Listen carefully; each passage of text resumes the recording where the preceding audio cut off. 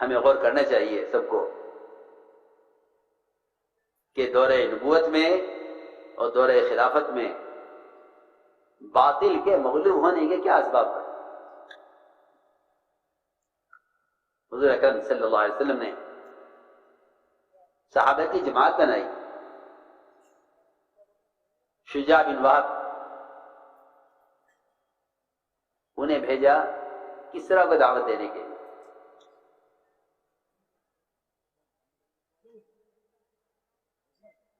خط بے شک آپ نے دیا، لیکن یہ تحریر اور یہ خط بطور ثبوت کے تھا۔ جماعت کا بھیجنا بطور اتمام حجت، ذمہ داری کے ادا کرنے کا تھا۔ یہ جماعت یہ گئے، یہاں تک کہا گیا کہ لائیے آپ کا خط ہم پہنچا دیں گے کسریٰ کو۔ انہوں نے کہا کہ نہیں، یہ نہیں ہو سکتا، میں خط خود دوں گا۔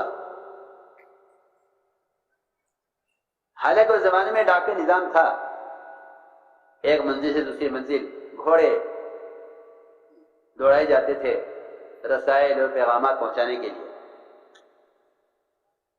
لیکن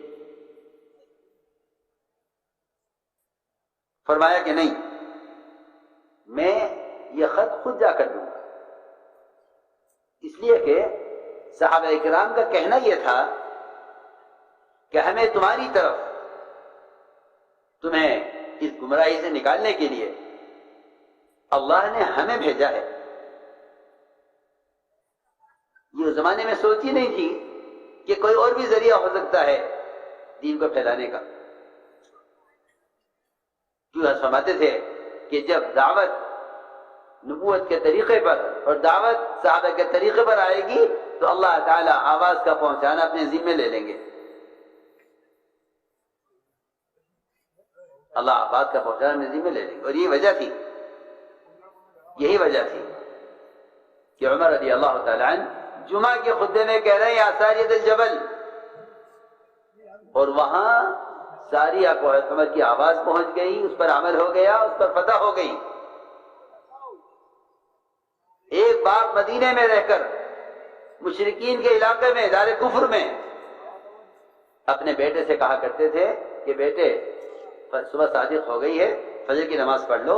بیٹے کو مشرکین کی قید میں، اندھیری کوٹری میں باپ کی آواز پہنچ جایا کرتی تھی اور وہ نماز ادا کر لیا کرتا تھا۔ یہ تھی اصل بات۔ تو میں نے عرض کیا کہ کسریٰ کو دعوت دینے کے لیے آپ نے جماعت بھیجی، صحابہ کو بھیجا، انہوں نے صاف انکار کر دیا شجاع بن وہب نے کہ نہیں، میں خط خود دوں گا۔ خط دیا، اس نے خط کو لے کر پھاڑ دیا۔ مجھے یہاں ایک بات عرض کرنی ہے کہ مسلمان اگر اپنے کسی بھی قسم کے مطالبات غیروں سے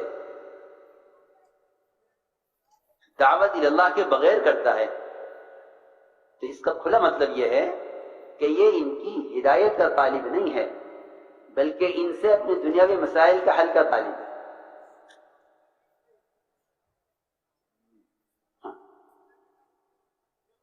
اس پر مدد نہیں ہوگی، نہ آپ کے دنیاوی کاموں میں مدد ہوگی اور نہ آپ کے دینی مسائل میں کوئی مدد ہوگی، بلکہ مسلمان یوں کہہ کر ہار کر بیٹھ جائے گا کہ ہم اقلیت میں ہیں، حالانکہ مسلمان کی ہزیمت اقلیت کی بنیاد پر کبھی نہیں ہوئی۔ صحابہ خود فرماتے ہیں کہ ہم اقلیت سے مغلوب نہیں ہوں گے اور ہم ہتھیار کی کمی سے مغلوب نہیں ہوں گے۔ کیوں؟ اس لیے کہ ہمارے پاس غالب آنے کے لیے دین ہے، ان کے پاس غالب آنے کے لیے مادہ ہے، دنیا کی چیزیں ہیں۔ تو یہ یہاں مایوس ہو جائیں گے کہ ہم کچھ نہیں کر سکتے، ہم اقلیت میں ان کے معابد، ان کے اسلامی احکام اور فرائض یہ اس درجہ متاثر ہو جائیں گے یہ اس بات سے مایوس ہو جائیں گے کہ بھئی اس زمانے میں تو مسلمان اسلام پر چل نہیں سکتا. میں تم سے کھول کے کہہ رہا ہوں، وجہ اصل یہ بنی کہ اللہ رب العزت نے جس ضابطے پر اور جس کام پر مدد کا وعدہ کیا تھا، اس نے سب سے پہلے اس کام کو چھوڑا ہے. اس لیے کہ صاف فرمایا قرآن نے، ان تنصر اللہ ینصرکم، یہ شرط ہے قرآن میں، اگر تم اللہ کے دین کے مددگار ہو تو اللہ تمہاری مدد کریں گے. ان تنصر اللہ ینصرکم، اگر تم اس کے دین کے مددگار ہو تو وہ تمہاری مدد کرے گا اور تمہارے قدموں کے دین پر جمائے گا. یہاں بادشاہ نے جب خط پھاڑ دیا تو یہ وہاں سے نکلے شجاع بن وہب اور سمجھ گئے کہ اس کے خط کے پھاڑنے پر اب اللہ کا عذاب اتنا جلدی آئے گا کہ مجھے فوراً ہی کے ملک سے نکل جانا چاہیے. بادشاہ نے پیچھے آدمی لگائے، تلاش بھی کیا، لیکن وہ کہیں نہیں ملے. اور سیدھے پہنچے آپ کی خدمت میں، عرض کیا گیا رسول اللہ آپ کا حوالہ نامہ، آپ کا خط بادشاہ نے پھاڑ دیا ہے. آپ نے اطمینان سے فرمایا اس نے خط نہیں پھاڑا، اپنا ملک پھاڑ لیا.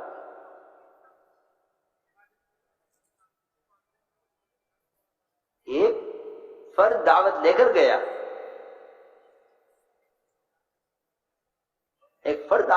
گیا، ہم سمجھتے تھے کہ اس راستے کا جو مجاہدہ ہے وہ یا تو باطل کو راستے سے ہٹائے گا یا باطل کو ہدایت کے راستے پر لائے گا. ان دو باتوں کے علاوہ تیسری بات نہیں. یا باطل کو راستے سے ہٹائے گا یا باطل کو ہدایت پر لائے گا. لیکن شرط یہ ہے کہ تم اللہ کے دین کے مددگار بنو. اور اللہ کے دین کے مددگار میری بات یاد رکھنا، اللہ کے دین کے مددگار صرف وہ ہیں جو اللہ کے بندوں کو اللہ کے فرائض کی ادائیگی پر لانے کی کوشش میں ہیں. اس لیے کہ اس زمانے میں ایک خیال اور تصور یہ ہے لوگوں کا کہ مسلمانوں کی مالی امداد یہ اسلام کی اور دین کی نصرت ہے.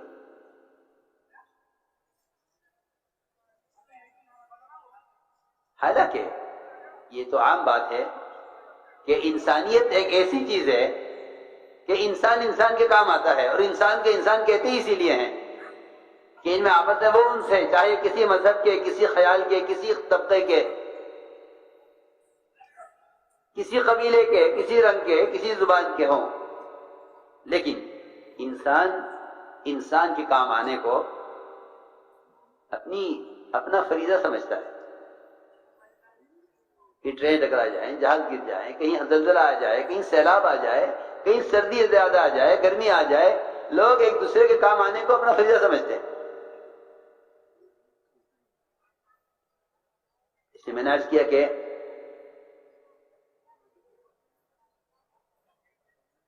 مال سے مسلمان کی امداد کرنا یہ دین کی نصرت نہیں ہے اور اسلام کی نصرت نہیں ہے، بلکہ مسلمان کی نصرت ہے. اگر یہ بات نہ ہوتی تو حضور اکرم صلی اللہ علیہ وسلم یہ نہ فرماتے کہ مدد کرو ظالم کی بھی مظلوم کی بھی. صحابہ نے تعجب سے عرض کیا کہ یا رسول اللہ مظلوم کی مدد کرنا سمجھ میں آتا ہے، ظالم کی مدد کیسے کریں؟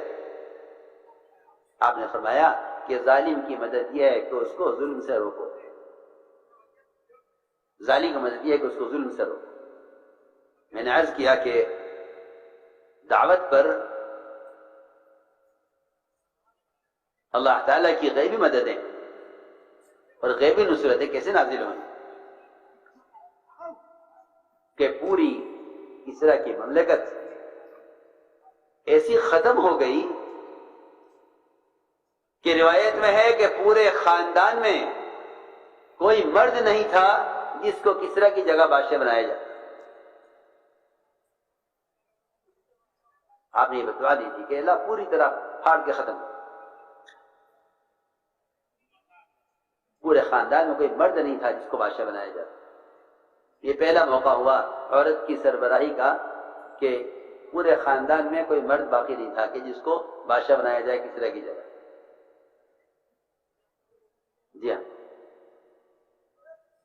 میں نے عرض کیا کہ اصل بنیادی بات یہ تھی کہ تم دین کا پیغام خود لے کر جاؤ. اس لیے کہ میں نے عرض کیا کہ اتمام حجت اور ذمہ داری کے ادا ہونے کے لیے یہ لازم ہے کہ یہ خود چل کر جا کر دعوت دے. اس کے بغیر ذمہ داری ادا نہیں ہوتی. میرے عزیز دوستو، دعوت اپنے معیار سے گرتے گرتے یہاں تک پہنچ گئی کہ اذان جو دعوت تامہ ہے، اذان جو دعوت تامہ ہے، اس اذان کو بھی مسجدوں سے ختم کر دیا گیا.